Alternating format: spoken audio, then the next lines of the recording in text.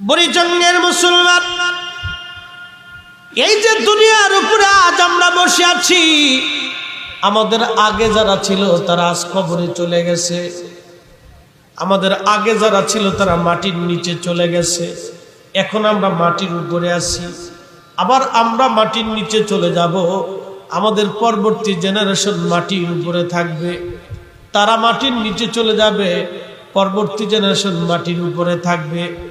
এইভাবে একদল মাটির নিচে যাবে, আর একদল মাটি আবাদ করবে, আর একদল মাটির নিচে চলে যাবে, আরো আর এক দল দিয়ে আল্লাহ মাটি আবাদ করবে। আমাদের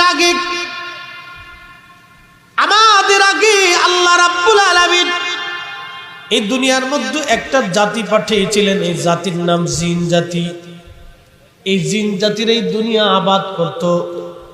জিন জাতিরা অবাধ্য হয়ে গেল, আল্লাহর হুকুম ডাইভার্ট করলো, অমান্য করলো। আল্লাহ জিন জাতিদেরকে তারায় তারায় জঙ্গলের মধ্যে পাঠাই দিলেন, পাহাড়ের মধ্যে পাঠাই দিলেন, সমুদ্রের মধ্যে পাঠাই দিলেন। আল্লাহ আমাদেরকে দুনিয়ার মধ্যে আবাদ করার জন্য পাঠাইলেন। দুনিয়ার মধ্যে আমরা আসছি একটা উদ্দেশ্য নিয়ে। উদ্দেশ্য কি? আল্লাহর কোরআন বলে, ওমা খালাকাতুল জিন্না ওয়াল ইনসা ইল্লা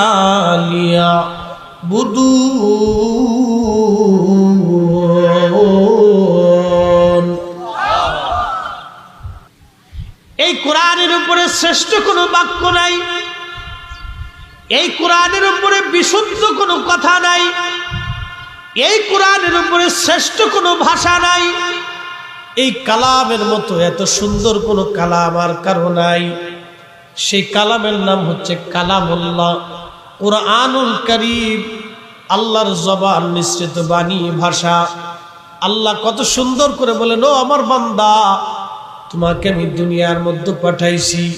আমি আল্লাহর একটা উদ্দেশ্য হলো দুনিয়ার মধ্যে যাইয়া তোমরা আমি আল্লাহর গোলামি করবা।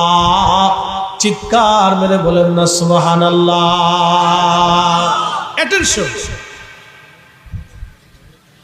এখন যে আমরা গোলামি করব আল্লাহর কোন নিয়মে? আল্লাহ রাসূল বলতেছেন, ফাআলাইকুম বিসুন্নতি, তোমরা আমার সুন্নতের নিয়মে, ওয়া সুন্নাতিল খুলাফাইর রাশিদিন আল মাহদিন, খুলাফায়ে রাশিদিন যেই আদর্শের মধ্যে ছিল তোমরাও সেই আদর্শের মধ্যে গোলামি করবা। আমি নবী যেই আদর্শ দিয়ে